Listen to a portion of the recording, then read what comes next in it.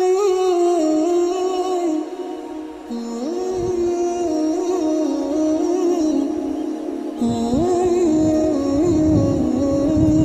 شعیب اللہ خان صاحب کے بیانات کے لیے مفتی صاحب کے آفیشیل چینل کو سبسکرائب کریں اور زیادہ سے زیادہ شیئر کریں۔ اعوذ باللہ من شرور انفسنا ومن سیئات اعمالنا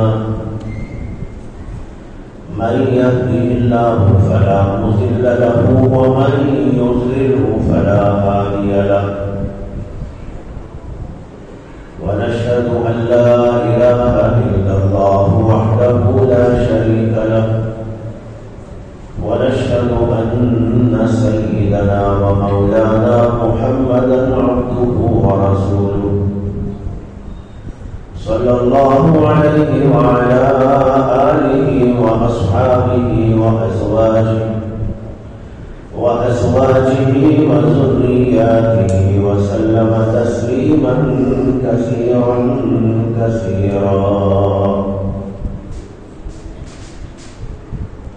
أما بعد محترم بھائیو بزرگوں دوستوں،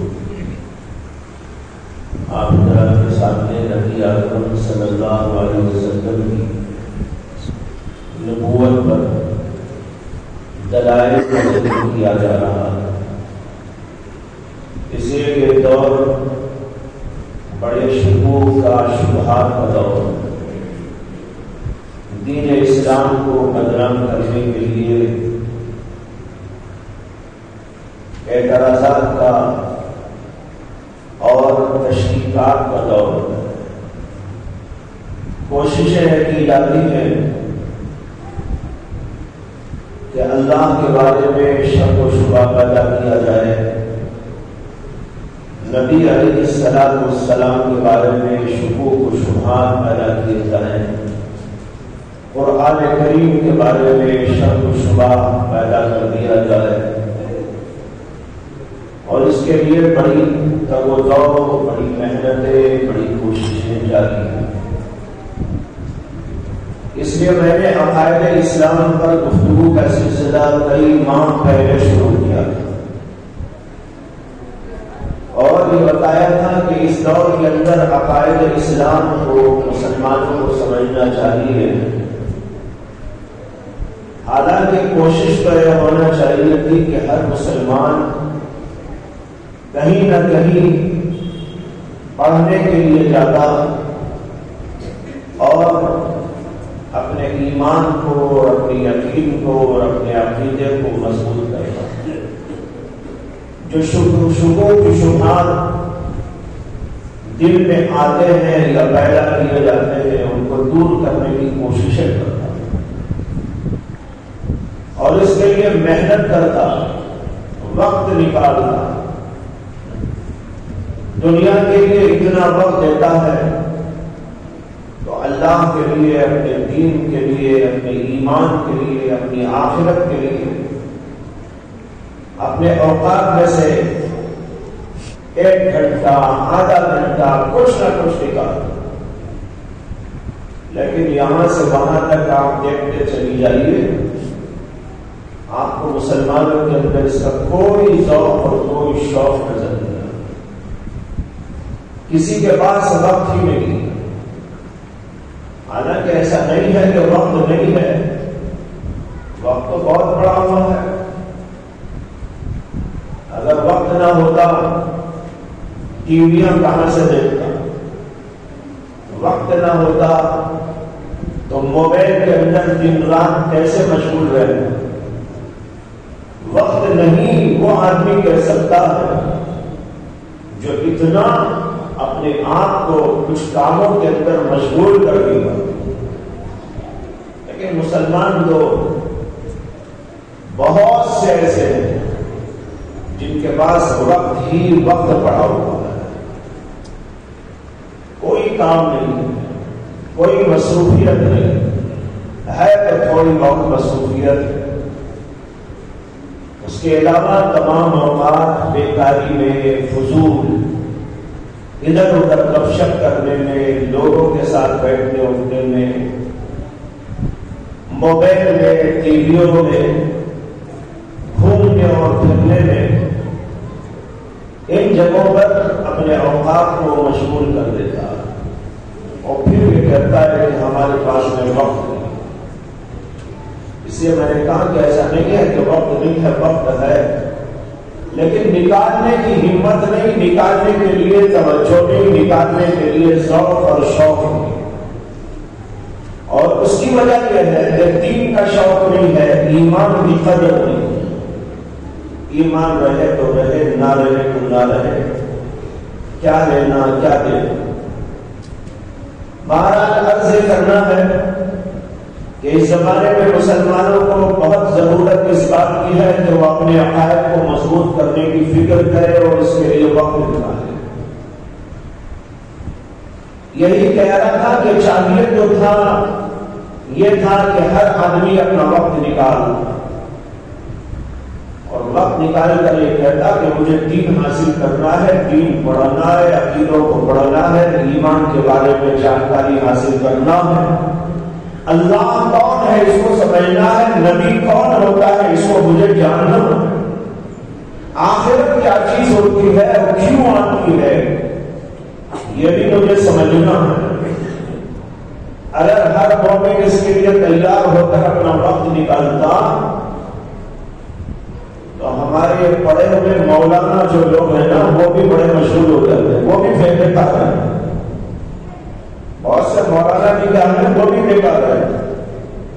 وجہ یہ ہے کہ ان کو جس کام میں لینا چاہیے عام لوگ تو ان کو ان کاموں میں لیتے نہیں. ان کاموں میں لیتے ہیں جو ان کا کام ہی نہیں. کیا کام ہے جو امت مولانا سے لیتی ہے؟ حضرت میں نے ایک دکان کھولی ہے، دعا کر دیجیے گا. یہ مولانا کا کام ہے. مولانا جو 8 سال 10 سال پڑھ کر نکل کر آتا ہے اور عالم اور فاضل بنتا ہے، کیا اس کا یہ کام ہے کہ آپ دکان کھولیں تو دعا کرنے کے لیے آئے؟ کیا اس کا یہ کام ہے کہ کوئی بیمار ہو جائے تو تعویذ دیا کرے؟ کیا اس کا یہ کام ہے کہ جو ہے کبھی فاتحہ خانی کے لیے چلا جائے؟ لوگوں نے ان کاموں میں علماء کو مشغول کر دیا اور جو ان کا اصل کام تھا اس کام سے ان کو دور رکھا اور خود دور رکھا. علماء کا کام تو یہ تھا کہ وہ آپ کو قرآن سمجھاتے، حدیث سمجھاتے، عقائد سمجھاتے، دین سمجھاتے، اللہ سے ملاتے، نبی سے ملاتے، اللہ کی محبت دل میں ڈالتے، اللہ کے رسول کی محبت دل میں ڈالتے، اخلاق کی اصلاح، تعلیمات کا ایک سلسلہ. اللہ نے علماء کو اس کے لیے پیدا کیا ہے اور علماء بھی بننا ہے تو اسی لیے بننا ہے. باقی رہی دعا، بھائی کوئی آدمی ہے تو وہ دعا کہیں بھی بیٹھ کر کر سکتا ہے. کسی سے کر دیجیے دعا کر دیجیے، دعا مسجد میں ہو جائے گی. موزن صاحب ماشاءاللہ لمبی فہرست اعلان کی روزن ہر جمعہ میں آپ کے سامنے پیش کرتے رہتے ہیں. بیماروں کی فہرست ہے، مرحومین کی فہرست ہے. میں مولانا ہمارے جو ہے احمد بھائی سے درخواست کرتا ہوں کہ ایک فہرست جو ہے مختلف مسائل کی بھی بنا لیجیے. 2 فہرستیں ہر جمعہ میں آ رہی ہیں ہمارے ساتھ. ایک فہرست مرحومین کی کہ ان کے لیے دعا، دوسرے بیماروں کی کہ وہ بیمار ہیں، یہ بیمار ہیں، وہ بیمار ہیں، ان کے لیے دعا.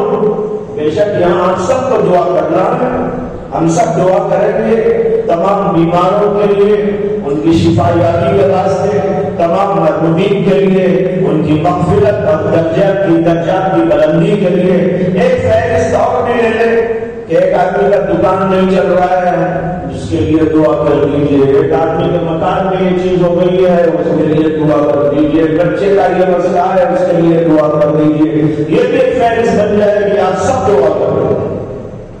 لیکن اللہ کے واسطے اس بات پر غور کرو، علماء کا کام کیا ہے اور ہم کو ان سے کام لینا کیا ہے.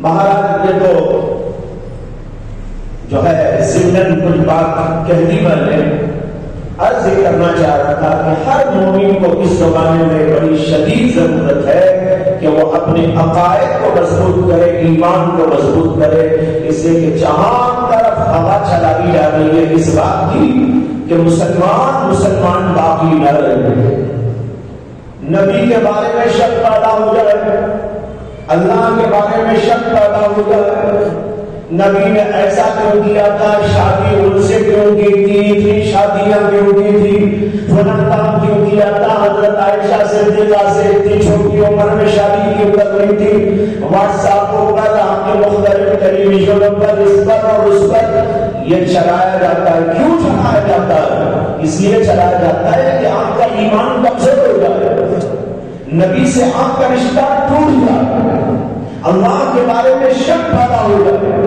نبی کے بارے میں شک پیدا ہو جائے۔ اس لیے میں نے عرض کیا کہ ہمیں سمجھنا ہے کہ اللہ کون، رسول کون، رسول ہوتا کون ہے، اس کی صفات اور خصوصیات کیا ہوگی۔ بارہ میں ابھی آگے چلتا ہوں، میں نے اس سے پہلے 2-3 مجلسوں میں یہ عرض کیا تھا کہ نبی کی پہچان کے 2 طریقے ہیں۔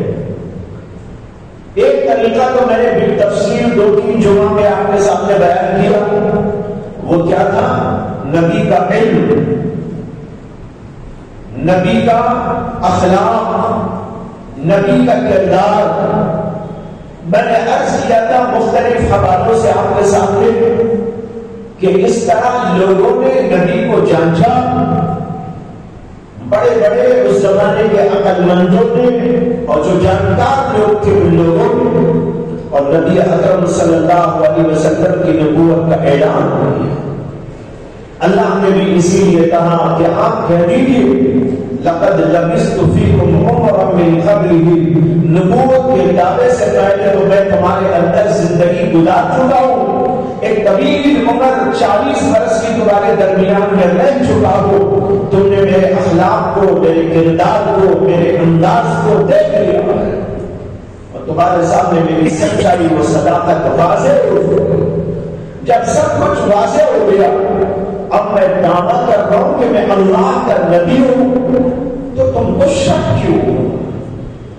میرے اخلاق سے، میرے کردار سے، میری صداقت سے، میری سچائیوں سے، ہر چیز سے بات آشکارا ہے کہ میرے اوپر کوئی حرف نہیں اٹھایا جا سکتا، تو پھر میں جب یہ دعویٰ کروں کہ میں اللہ کا پیغمبر ہوں تو تم کو شک کیا ہے؟ بخاری شریف کے اندر ایک بہت طویل روایت آئی ہے، اس وقت اچانک ذہن میں آ گئی۔ اس کے اندر یہ آتا ہے کہ نبی اکرم صلی اللہ علیہ وسلم نے اپنے آخری دور میں، آخری دور سے مراد آپ کی زندگی کے تقریباً ابھی 7 یا 6 برس باقی، اس وقت میں اس زمانے کے جو بڑے بڑے بادشاہان تھے، ان بادشاہوں کے نام آپ نے خط لکھوایا، جیسے کہ قیصر روم کو خط لکھوایا، کسرا کے نام جو ایران کا زبردست بادشاہ تھا اس کے نام خط لکھوایا، اسی طریقے پر اور بھی اس زمانے کے کئی بادشاہوں کے نام اللہ کے نبی علیہ السلام نے خط لکھوایا۔ ایک خط قیصر روم کے نام تھا۔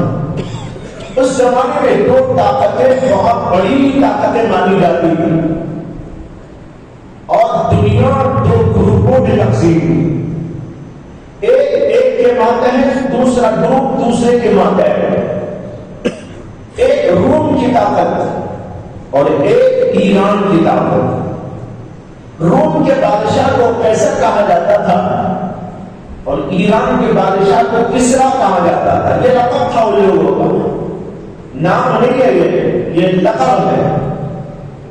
قیصر جو روم کا بادشاہ تھا اس کا نام تھا ہرقل۔ اللہ کے نبی علیہ السلام نے اس کے نام ایک خط لکھا تھا، اس میں اس کو ایمان کی دعوت دی تھی۔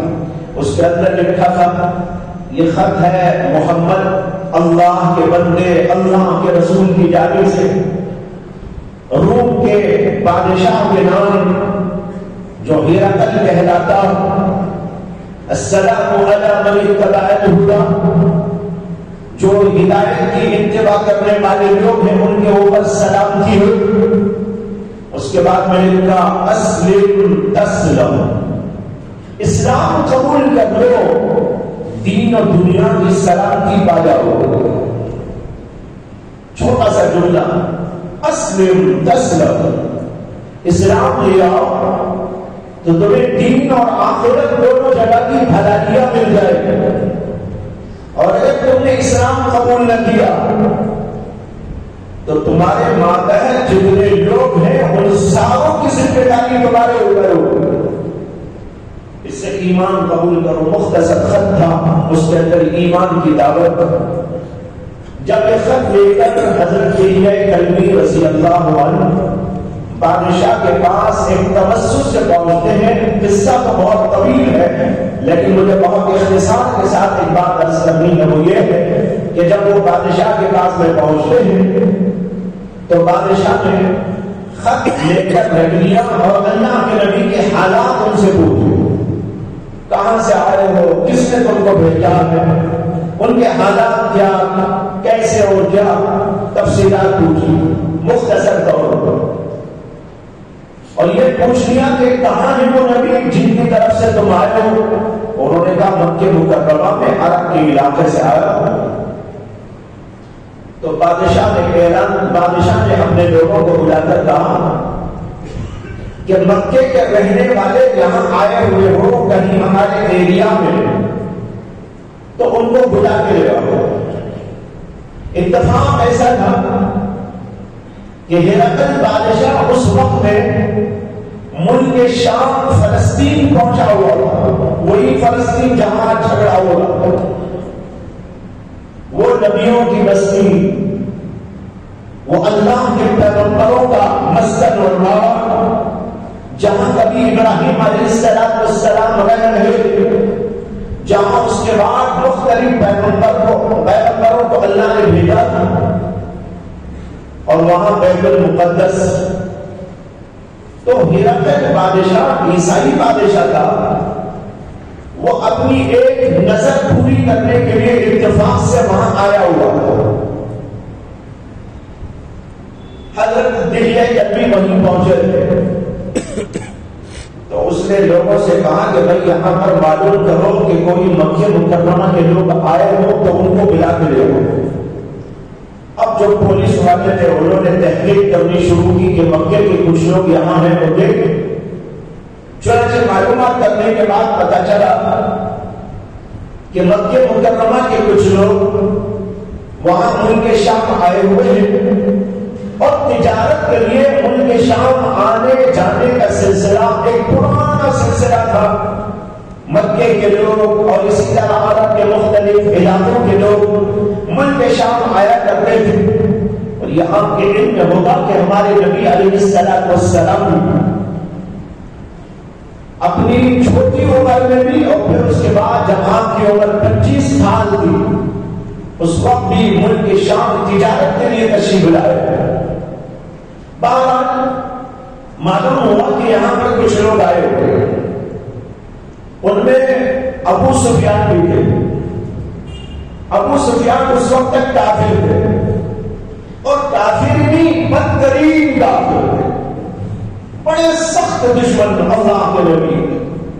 کئی جنگوں کے بانی وہی ہے، جو جنگیں ہوئی اسلام میں اور کافروں کے درمیان، ان جنگوں کو برپا کرنے میں ابو سفیان کا سب سے بڑا ہاتھ، جنگ بدر کے سلسلے میں انہی کا سب سے بڑا ہاتھ. 12 اتفاق سے وہاں پر وہ آئے ہوئے تھے اور ان کے کچھ ساتھی بھی تھے. بادشاہ کو اطلاع دی گئی کہ ہاں مکہ مکرمہ کے کچھ لوگ آئے ہوئے ہیں تجارت کی غرض سے. تو بادشاہ نے کہا کہ ان کو میرا پیغام پہنچاؤ، میں ان سے ملنا چاہتا ہوں، بات کرنا چاہتا ہوں، وہ میرے دربار میں حاضر ہو جائے. حکم ملتے ہی یہ لوگ آ گئے.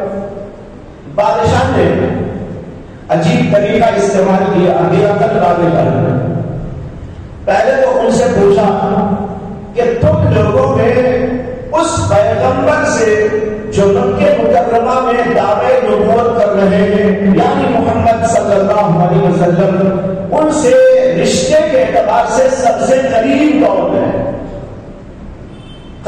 رشتے دار تو میں سے کوئی ہے؟ ابو سفیان نے ان کر کہا کہ ہاں میں ان سے قریبی رشتہ رکھتا ہوں، اس لیے کہ ابو سفیان بھی قریش قبیلے کے تھے اور اللہ کے نبی محمد صلی اللہ علیہ وسلم بھی قریش قبیلے کے تھے.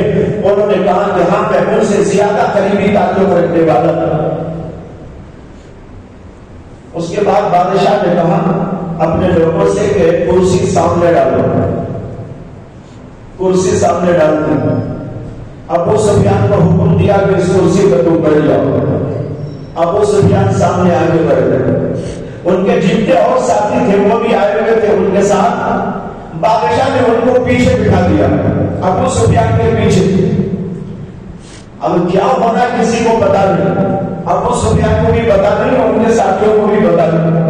ابو سفیان کو سامنے بٹھا دیا. جب ابو سفیان نے کہا کہ میں قریبی رشتے دار ہوں گا یعنی محمد صلی اللہ علیہ وسلم کا، تو ان کو سامنے بٹھایا اور باقی لوگوں کو پیچھے بٹھایا اور پھر اپنے ترجمان سے کہا کہ ان لوگوں سے، یہ پیچھے جو بیٹھے ہیں ان لوگوں سے کہہ دینا کہ میں ابو سفیان سے کچھ باتیں اس پیغمبر کے بارے میں پوچھنے والا ہوں.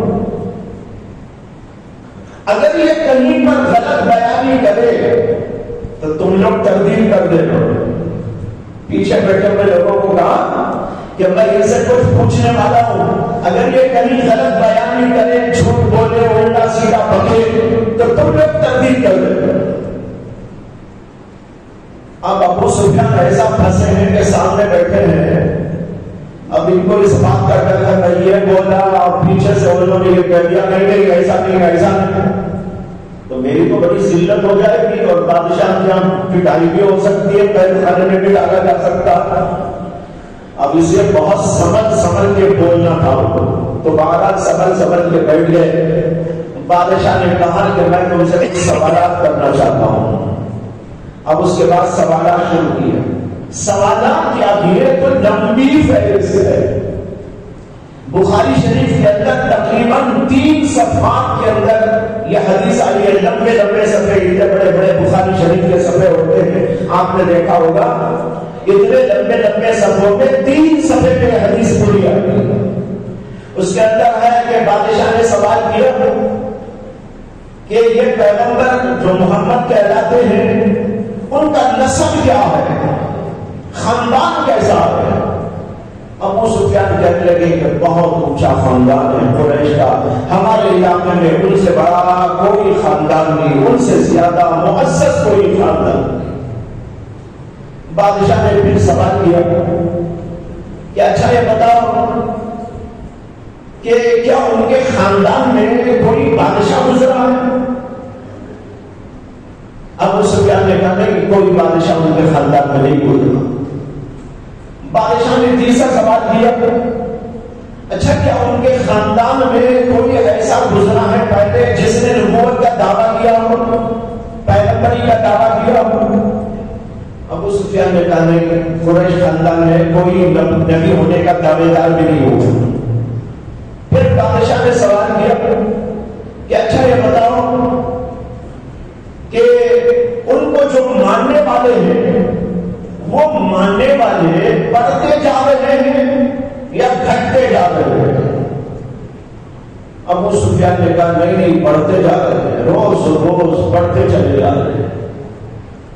پھر بادشاہ نے سوال کیا کہ اچھا یہ بتاؤ کیا کبھی ایسا بھی ہوتا ہے کہ ان کے دین کے اندر کوئی آدمی داخل ہونے کے بعد ان کے دین سے ناراض ہو کر ان کے دین کو چھوڑ دیتا ہوں، کیا ایسا بھی ہوتا ہے؟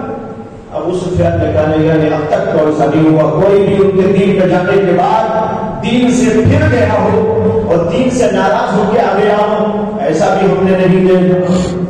بادشاہ نے پھر سوال کیا کہ اچھا یہ بتاؤ کہ کیا کبھی ایسا ہوا کہ انہوں نے کبھی جھوٹ کہہ دیا ہو، ان کی زندگی میں کبھی جھوٹ منہ ایسی باتیں تم نے دیکھی ہو، کبھی انہوں نے غداری کی ہو، کبھی ایسا ہوا؟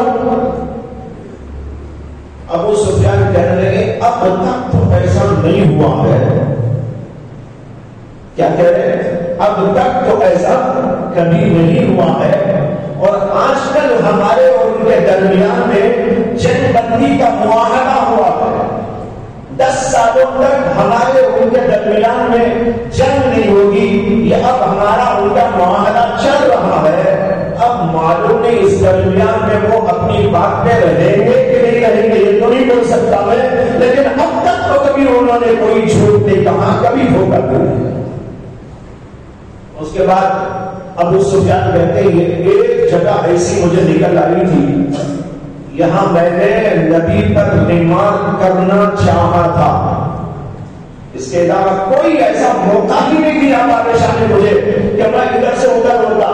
ادھر پوائنٹ ٹو پوائنٹ گفتگو, سوال جواب پوائنٹ ٹو پوائنٹ بات ہو رہی تھی. کہتے ہیں ایک جگہ ایسی نکل آئی کہ میں نبی پر ریمارک کرنا چاہ رہا تھا, اگرچہ اس میں بھی ان کو کامیابی نہ ہو. آپ کو معلوم ہے کہ صلح حدیبیہ ہوئی. صلح حدیبیہ کے اندر 10 سالوں تک معاہدہ ہوا تھا کہ ہمارے تمہارے درمیان میں جنگ نہیں ہوئی. اللہ کے نبی نے اسے قبول کیا تھا, اور اسی کے بعد آیتیں نازل ہوئی تھی جس کے اندر فرمایا گیا انا فتحنا لك فتحا مبینا, ہم نے آپ کو فتح مبین عطا کر دی ہے. صحابہ حیران ہیں, صحابہ پریشان ہیں کہ یہ عجیب و غریب صلح ہو رہی ہے, دب کے صلح ہو رہی ہے, لیکن اس کے باوجود اللہ کی آیت نازل ہوتی ہے انا فتحنا لك فتحا مبینا, ہم نے آپ کو فتح مبین عطا کر دیا. 12 یہ 10 سالوں تک کا معاہدہ تھا. اس 10 سالوں کے درمیان معاہدہ توڑنے والے بھی مکہ مکرمہ ہی کے لوگ تھے. اللہ کے نبی نے معاہدہ نہیں توڑا, مسلمان معاہدہ نہیں توڑا. اللہ کے نبی بھلا کیسے توڑ سکتے ہیں؟ اسرائیل ہو سکتا ہے کہ دھوکہ دیتے اب جو معاہدہ کیا ہے, لیکن انشاءاللہ مسلمان کبھی دھوکہ نہیں دے. مسلمان کی تاریخ ہے, مسلمان کا اوپر سے اب تک کا ریکارڈ موجود. بہرحال ابو سفیان کہتے ایک جگہ ایسی تھی کہ میں کچھ کہہ کر ریمارک کرنا چاہا, اگرچہ اس میں بھی مجھے کامیابی نہ ہوئی. پھر بادشاہ نے کہا کہ اچھا ہے مجھے بتاؤ کیا تمہاری اور ان کی کبھی جنگیں بھی چلتی ہیں؟ کہا کہ ہاں جنگیں چلتی ہیں, کئی جنگیں ہو چکی ہیں. بادشاہ نے پوچھا کہ جنگوں کا نتیجہ کیا نکلا؟ ابو سفیان نے کہا کہ کبھی ہم جیت جاتے ہیں تو کبھی وہ جیت جاتے ہیں. اس سے پہلے جو جنگیں ہوئی تھی اس کے اندر کئی جنگوں کے اندر مسلمانوں کو اللہ نے فتح عطا فرمائی. جنگ بدر نہتے مسلمان, تھوڑے سے مسلمان, دوسری طرف ان سے 3 گنا زیادہ تھے, اور یہاں کھانے کو بھی نہیں, لیکن اس کے باوجود اللہ نے فتح اور نصرت عطا فرمائی. اور بھی جنگیں ہوئی تھی, لیکن بیچ میں ایک جنگ کے اندر ایسا بھی ہوا تھا کہ مسلمانوں کو اللہ نے فتح دی اور اس کے بعد میں مسلمانوں کو شکست ہو گئی. یہ جنگ احد کا واقعہ یہ بھی پیش آ چکا تھا اس دور تک. اس لیے ابو سفیان نے اس کو سامنے رکھتے ہوئے کہا کبھی وہ جیت جاتے ہیں تو کبھی ہم جیت جاتے ہیں. پھر اس کے بعد آخری سوال بادشاہ نے کیا تھا, پورے نہیں بول رہا ہوں میں, اس میں سے منتخب سوالات آپ کے سامنے رکھ رہا ہوں. جو آخری سوال بادشاہ نے کیا تھا وہ یہ تھا کہ وہ تعلیم کیا دیتے ہیں. یہ سوال, تعلیم کیا دیتے ہیں؟ تو ابو سفیان نے اس کے بارے میں کہا کہ وہ یہ تعلیم دیتے ہیں کہ بتوں کی پوجا نہ کرو, ایک اللہ کی عبادت کرو. وہ حسن اخلاق کی تعلیم دیتے ہیں, سر رحمی کی تعلیم دیتے ہیں, سچ بولنے کی تعلیم دیتے ہیں, جھوٹ سے پرہیز کی تعلیم دیتے ہیں, اچھے اخلاق ہم کو سکھاتے ہیں. یہ ان کی تعلیمات. یہ سارے سوالات جوابات ہونے کے بعد بادشاہ نے پھر رخ کیا ابو سفیان کی طرف اور اپنے ہر سوال اور ان کے ہر جواب کو سامنے رکھتے ہوئے تبصرہ کیا. بادشاہ نے کہا میں نے تم سے پوچھا تھا کہ ان کا خاندان کیسا, تو تم نے کہا تھا کہ ان کا خاندان بہت اونچا. بادشاہ نے کہا اسی طرح پیغمبر بڑے اونچے خاندان میں پیدا کیے جاتے ہیں. میں نے تم سے پوچھا تھا کہ ان کے ہاں کوئی بادشاہ پہلے گزرا ہے، تو تم نے کہا کوئی بادشاہ نہیں گزرا. اگر ان کے ہاں کوئی بادشاہ پہلے گزرا ہوا ہوتا تو میں یہ سمجھ سکتا تھا، کوئی سمجھ سکتا تھا کہ شاید وہ اپنے باپ دادا پر دادا کسی دادا کی حکومت کو حاصل کرنے کے لیے نبوت کا ڈھونگ رچا رہے ہو، یہ میں کہہ سکتا تھا. لیکن تم نے خود بتایا کہ ان کے ہاں کوئی جو ہے بادشاہ نہیں گزرا، اس سے ایسا تو نہیں ہو سکتا. میں نے تم سے پوچھا تھا کیا ان کے ہاں پہلے کوئی پیغمبری کا دعویٰ کرنے والا آیا تھا، تو تم نے کہا ایسا بھی کوئی نہیں ہے، یہ سب سے پہلے نبی بن کر ظاہر ہوئے ہیں. یہاں بھی وہی کہ اگر کوئی پہلے ایسا ہوتا، یہ بھی ایسا دعویٰ کرتے تو ہم یہ کہہ سکتے تھے کہ ان کی بات کو رکھ کر سامنے اسی طرح کی کوئی بات ان کی ابتدا میں کرنا چاہتے ہیں. میں نے تم سے پوچھا تھا کہ ان کے لوگ بڑھتے جاتے ہیں یا گھٹتے جاتے ہیں، تو تم نے کہا کہ بڑھتے چلے جاتے ہیں. میں نے تم سے پوچھا تھا کہ جب ان کا کوئی آدمی دین میں داخل ہوتا ہے تو کیا دین سے ناراض ہو کر کوئی مرتد بھی ہو جاتا ہے، تو تم نے کہا کوئی مرتد نہیں ہوتا. اسی طریقے پر دین کی سچائیاں ہوتی ہے کہ جب وہ دل میں داخل ہوتی ہے تو کبھی دکھلانے بھی کرتی ہے. بادشاہ تعریف کر رہا ہے اللہ کے نبی کی ہر بات پر جو انہوں نے بیان کی تعریف کرتا جا رہا ہے. اور پھر کہا کہ میں نے تم سے پوچھا تھا کہ جب ان کی تعلیمات کیا ہیں، تو تم نے بتایا کہ ان کی تعلیمات یہ ہے پیغمبروں کی اور نبیوں کی ایسی تعلیمات ہوتی ہے. یہ کہہ کر بادشاہ کہنے لگا کہ اگر یہ باتیں جو تم نے بیان کی یہ سب سچ بیان کی ہے تو میں سمجھتا ہوں کہ وہ پیغمبر یہاں جہاں آج میرے قدم ہے یہاں کی اس پوری جگہ کو بھی فتح کر لے گے. یہ بادشاہ کے اندر بخاری شریف کے اندر اگر یہ باتیں سچی ہے جو تم نے بیان کی تو میں یہ کہہ سکتا ہوں کہ اس جگہ پر بھی ان کا قبضہ ہوگا، یہاں بھی ان کی حکومت آئے گی. یہ ہو گیا کہ نہیں ہو گیا؟ یہ سب کچھ ہو گیا، دنیا والوں نے دیکھ لیا. اور پھر اس بادشاہ نے کہا کہ اگر مجھے موقع مل جائے کہ میں اس پیغمبر کی خدمت میں پہنچوں تو میں کوشش کر کے پہنچوں گا اور ان کے پیر دھو کر اس کا پانی پیوں گا. یہ بھی بخاری شریف کے اندر لکھا ہوا ہے. بھائیوں میں بتانے کے لیے عرض کیا کہ نبی کو پہچاننے کا کیا طریقہ، نبی کو پہچاننے کا کیا اصول و ضابطہ. یہ چونکہ بادشاہ ہے، بادشاہ ہرقل پرانی کتابوں کا پڑھا ہوا تھا، عیسائیوں کا عالم تھا. جیسے بادشاہ کا اسی طرح عالم و فاضل بھی تھا. پرانی کتابوں سے اور پچھلے پیغمبروں کی تاریخ سے ان کے حالات و ادوار سے اچھی طرح واقفیت رکھتا تھا. اس لیے اس نے چچے پلے سوالات کیے اور پہچان لیا کہ نبی تو ایسے ہی ہوتے ہیں اور اس لیے گواہی بھی دیتے ہیں. اب یہاں ایک سوال پیدا ہوتا ہے کیا وہ اسلام لایا کہ نہیں لایا؟ اس کا عجیب و غریب واقعہ دیکھو. میں نے پہلے بھی عرض کیا ہے جتنے بڑے بڑے لوگ، بڑے بڑے علماء، جانکار، عقل مند، سمجھ بوجھ والے، انہوں نے نبی کو اسی طرح پہچانا.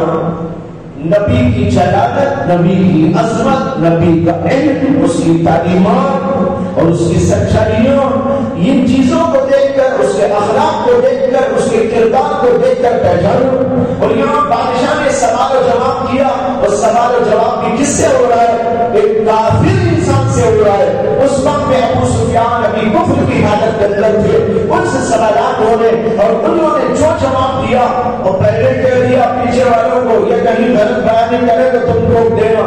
اس لیے یہ سمجھ کے بیٹھے ہوئے تھے اگر میں نے کبھی کچھ گڑبڑ کر دی اور پیچھے والوں نے کہہ دیا ایسا نہیں ایسا ہے تو پھر تو میری بے عزتی ہو جائے گی. اس لیے سچ سچ جو تھا وہ انہوں نے بیان کر دیا اور اس پر جو تبصرہ کیا وہ بھی میں نے آپ کو سمجھایا، بتایا کہ اس نے کہا ہاں پیغمبر ایسے ہی ہوتے ہیں، پیغمبر ایسے ہی ہوتے ہوتے ہیں، پیغمبری ایسی ہوتی ہے، ان کی تعلیمات ایسے ہی ہوتے ہیں، ان کے اخلاق ایسے ہی ہوا کرتے ہیں. یہ سب باتیں بیان کر کے آخر میں یہ کہا جو اس نے کہا کہ میرا خیال ہے کہ وہ اس جگہ کو بھی پا لیں گے جہاں آج میں بیٹھا ہوا ہوں. اور یہ کہا کہ اگر مجھے موقع ملے میں ان کی خدمت میں پہنچ کر ان کے پیروں کو دھو کر اس کا پاجے بھی ہوں.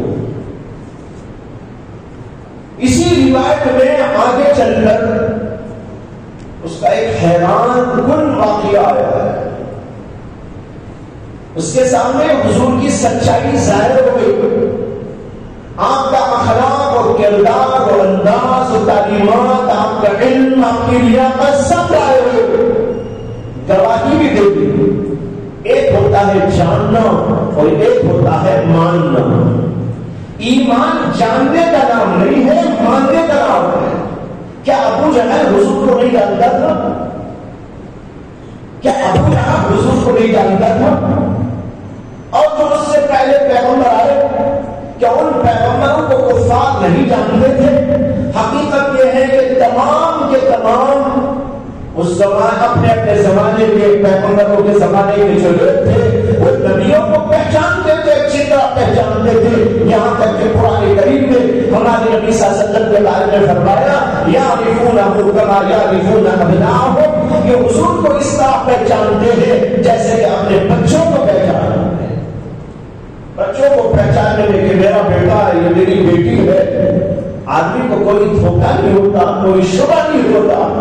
اسی طریقے پر نبی کی پہچان میں کوئی شبہ باقی نہیں تھا، کہیں کوئی شک باقی نہیں تھا. اللہ نے ایسے دلائل پر دلائل اور ایسے حالات اور واقعات لوگوں کے سامنے رکھ دیے تھے کہ آپ کی سچائی بالکل واضح ہو چکی. یہاں بھی سب کچھ واضح ہو گیا. اب آگے واقعہ آتا ہے کہ بادشاہ نے اس کے بعد خط پڑھا. خط کے اندر جو مضمون تھا وہ پڑھا اور پھر اس کے بعد اسی زمانے میں ایک اور بہت بڑا آدمی تھا، ان کا پادری تھا، لاٹ پادری. اس کے پاس خط لکھ کر بھیجا کہ میرے پاس ایسا ایسا ایسا واقعہ ہوا ہے، تم کیا کہتے ہو؟ اس نے بھی تصدیق کی کہ ہاں وہ آخری پیغمبر ہے جن کا ذکر پرانی کتابوں میں موجود ہے، ان کا یہی زمانہ ہے. اور یہ بات آشکارا ہو چکی ہے کہ وہ دنیا میں پیدا ہو چکے ہیں. یہ سب کچھ ہونے کے بعد بادشاہ محل کے اندر اپنے جتنے بھی اس دور کے حاکم لوگ تھے، یعنی اس کے ماتحت جن کے حاکم تھے، جیسا ہوتا ہے ایک پرائم منسٹر ہوتا ہے، ایک چیف منسٹر ہوتا ہے، تو اس کے ماتحت جتنے حاکم اور گورنر تھے ان تمام حاکموں کو، گورنروں کو جمع ہونے کا حکم دیا. سب کے سب لوگ جمع ہو گئے. جب سب جمع ہو گئے تو بادشاہ نے حکم دیا اپنے غلاموں کو، خادموں کو کہ تمام دروازے محل کے بند کر دو، باہر جانے کے جتنے دروازے سب بند کر دو. اور اس کا ایک بالا خانہ تھا جہاں بادشاہ بیٹھتا تھا، باقی سب نیچے بیٹھتے تھے کرسیوں پر. اس کا ایک الگ جیسے بنا ہوا ہے اس طرح کچھ الگ بنا ہوا ہوتا تھا. تو وہاں بالا خانے پر وہ بیٹھ گئے اور سارے کے سارے جتنے بھی اس کے مشیرین اور حاکمین موجود تھے وہ سب کے سب یہاں نیچے بیٹھے ہوئے تھے. وہ وہاں بیٹھ کر کہنے لگا کہ میرے پاس اس طرح خط آیا ہے اور اس نبی کے بارے میں مجھے ایسی ایسی خبریں ملی ہیں، ان کی سچائیاں ظاہر ہو گئی ہیں، یہ سب کچھ واضح ہو گیا ہے. تم لوگ یہ بتاؤ کہ تم بھی دین اور دنیا کی فتح اور بھلائی چاہتے ہو یا نہیں چاہتے؟ اگر تم دین اور دنیا کی بھلائی چاہتے ہو تو پھر اس پیغمبر پر ایمان لے آؤ. تمام گورنروں کو جمع کر کے اس نے یہ بات ان لوگوں کے سامنے رکھی ہے، بھی بخاری شریف کی حدیث ہے. تو اس نے کہا کہ دیکھو اگر تم دین اور دنیا کی بھلائی چاہتے ہو اور یہ چاہتے ہو تمہاری حکومت بھی برقرار رہے تو میں تم کو دعوت دیتا ہوں کہ اس پیغمبر پر ایمان لے آؤ. اتنا سننا تھا، شور مچ گیا، ہنگامہ ہونے لگا، گتھم گتھا ہونے لگا، اور جتنے وہاں بیٹھے ہوئے تھے وہ سارے دروازوں کی طرف واک آؤٹ کر کے جانے لگے۔ جب یہ منظر بادشاہ نے دیکھا اور واک آؤٹ کر کے جانے کے لیے ادھر گئے تو سارے دروازے بند، پہلے اس نے دروازے بند کرا دیے تھے۔ یہ اس کی ایک سیاسی حکمت عملی تھی، وہ دیکھنا چاہ رہا تھا کہ کیا ہوتا ہے منظر، تو اس نے کیا کیا تھا، سارے دروازوں کو بند کرا کر ہاتھ میں ان کو بٹھایا اور یہ بات بیان کی۔ جب یہ بات بیان کی تو جتنے لوگ موجود تھے انہیں ہنگامہ ہوا، شور و شرابہ ہوا، اور پھر اس کے بعد میں جو ہے سارے لوگ باہر جانے کی طرف گئے، دیکھا تو سارے دروازے بند۔ اس نے اپنے غلاموں کو، خادموں کو حکم دیا کہ بھائی سب کو پھر جمع کرو جمع کرو جمع کرو۔ اب لوگ گئے، محنت سماجت کر کے سب کو لے آئے، جناب آئیے تشریف رکھیے، بادشاہ پھر اور کچھ کہنا چاہتے ہیں، کوئی بات ہے، محنت سماجت کر کے سب کو لا کے بٹھایا۔ تو اب آپ سنیں گے تو آپ کو ہنسی بھی آئے گی، رونا بھی آئے گا۔ بات چیزیں ہوتی ہیں جس کو عربی میں کہتے ہیں مضحک مبکی، ہنساتے بھی ہیں رلاتے بھی ہیں۔ یہ بات بھی ایسی ہے کہ ہنسنے کی بھی ہے رونے کی بھی ہے۔ اسے سب کو پھر دوبارہ جمع کر کے کہا کہ جو باتیں ابھی میں نے تم سے بیان کیا تھا یہ اس لیے بیان کیا تھا کہ میں یہ دیکھنا چاہ رہا تھا کہ تم اپنی عیسائیت پر کتنے مضبوط ہو۔ یہ دیکھنے کے لیے، ٹیسٹنگ کے لیے میں نے بیان کیا تھا، اور تم لوگ یوہی اٹھ کے بھاگ گئے۔ ارے بھائی میں تمہارے ایمان کی مضبوطی دیکھنا چاہ رہا تھا، تم عیسائی دین کے اوپر کتنے مضبوط ہو، اس کے لیے میں نے کہا تھا کہ تم چاہو تو یہ ایمان لے آؤ اس نبی پر۔ اب تو میں نے دیکھ لیا ماشاءاللہ تم لوگ تو بڑے مضبوط ہیں اپنے دین کے اندر، کسی کی بات پر تم پھرنے والے نہیں ہو، اس سے اپنے دین کے اوپر باقی رہو اور جب اپنے اپنے عہدوں کو سنبھالو۔ وعلیکم السلام بول کر سب کو بھیج دیا۔ یہ ہے اس کا آخری واقعہ۔ امام زہری کہتے ہیں اس کی زندگی کا آخری واقعہ جو ہم تک پہنچا۔ بعض روایتیں اس کے بعد والی بھی ملتی ہیں تاریخ کے اندر، لیکن بہرحال اس کے ایمان لانے کے بعد ثابت نہیں ہے۔ یہی ثابت ہے کہ وہ شان تو لیا تھا لیکن ایمان قبول نہیں کیا تھا۔ لیکن اس واقعے کو بتا کر بھی میں وہی بات آپ کے سامنے رکھنا چاہتا ہوں کہ نبی کو پہچانا تو کس طریقے پر پہچانا، اس کے اندر کچھ اصول ہم کو مل رہا ہے۔ ان کے خاندان کو دیکھا اور اس کے ساتھ ان کے اخلاق کو دیکھا، ان کی تعلیمات کو جانچا، اور انہوں نے کہ جو ہے زندگی کیسے گزاری اس کے بارے میں سوال کیا، ماننے والوں کے بارے میں سوال کیا، اور ان کے ساتھ جو ان کا انداز دوسروں کا ہوا کرتا تھا اس کے بارے میں سوال کیا، ان کی تعلیمات کے بارے میں سوال کیا۔ اس سے اس نے اچھی طرح پہچان لیا کہ واقعی اللہ کے پیغمبر ہے۔ ایک اور روایت میں آتا ہے کہ جب نبی اکرم صلی اللہ علیہ وسلم غزوہ تبوک کے لیے تشریف لے گئے تو اس وقت بھی اس بادشاہ کے پاس خط بھیجا تھا، لیکن اس نے اس کا جواب یہ دیا کہ بھائی تم تو دیکھ چکے ہو کہ میرا حال کیا ہوا تھا، یعنی لوگوں نے میری کتنی مخالفت کی تھی۔ اگر میں ایمان کی بات کرتا ہوں، نبی پر ایمان کی بات کرتا ہوں، تو مجھے تو میری جان کا بھی خطرہ ہے، میری حکومت کا بھی خطرہ ہے۔ یہ کہہ کر اس نے انکار کر دیا تھا۔ معلوم ہوا کہ بہت سے لوگ وہ ہوتے ہیں جو نبی کو پہچان لیتے ہیں لیکن کبھی حکومت کی وجہ سے، طاقت کی وجہ سے یا کسی اور وجہ سے، اپنے مفادات کی وجہ سے ایمان نہیں لاتے، جیسے کہ بادشاہ ایمان نہیں لایا۔ بہرحال یہ ہے وہ معجزات اور وہ چیزیں جس کے ذریعے سے نبی کو پہچانا جاتا ہے۔ دوسری چیز میں نے عرض کی تھی وہ ظاہری معجزات ہے۔ ارادہ تو یہ تھا کہ میں ظاہری معجزات میں سے کچھ باتوں کو آج آپ کے سامنے بیان کروں، لیکن یہ واقعہ اچانک اب ذہن میں آنے کی وجہ سے تفصیل کے ساتھ اس واقعے کو عرض کر دیا، اس لیے کہ اس کے اندر بہت بڑی سبق کی باتیں ہیں اور نبوت کو پہچاننے کے لیے کچھ اصول اور ضوابط کس سے سمجھ میں آ رہے ہیں۔ اس سے میں نے پوری تفصیلی روایت جو بخاری شریف کے بالکل آغاز ہی کے اندر موجود ہے اس کو آپ کے سامنے رکھ دیا ہے. اگر آپ کے پاس بخاری شریف ہو یا اس کا ترجمہ ہو، علماء کے پاس بخاری شریف ہوتی ہے وہ تو ماشاءاللہ پڑھتے ہیں. عوام کے لیے عرض کر رہا ہوں اگر آپ کے پاس اس کا ترجمہ موجود ہو تو بالکل ابتدائی میں کتاب الوحی موجود ہے. اسی کتاب الوحی میں 2-3 حدیثوں 4 حدیثوں کے بعد یہ حدیث پوری تفصیل کے ساتھ موجود ہے. اس کو پڑھیے، آپ کا ایمان تر و تازہ ہوگا اور نبی اکرم صلی اللہ علیہ وسلم کی سیرت کے مختلف پہلو ان سوالات و جوابات کے درمیان سے آپ کو جو ہے چھلکتے نظر آئیں گے، دکھائی دیتے جائیں گے اور آپ کے ایمان میں مضبوطی آئے گی. اللہ مجھے بھی آپ کو بھی پکا و سچا ایمان عطا فرمائے، مضبوط ایمان عطا فرمائے، ایسا ایمان عطا فرمائے کہ ہم اپنی ہر چیز اللہ کے لیے، اللہ کے نبی کے لیے قربان کرنے کے لیے تیار ہو جائے. وآخر دعوانا الحمدللہ رب العالمین.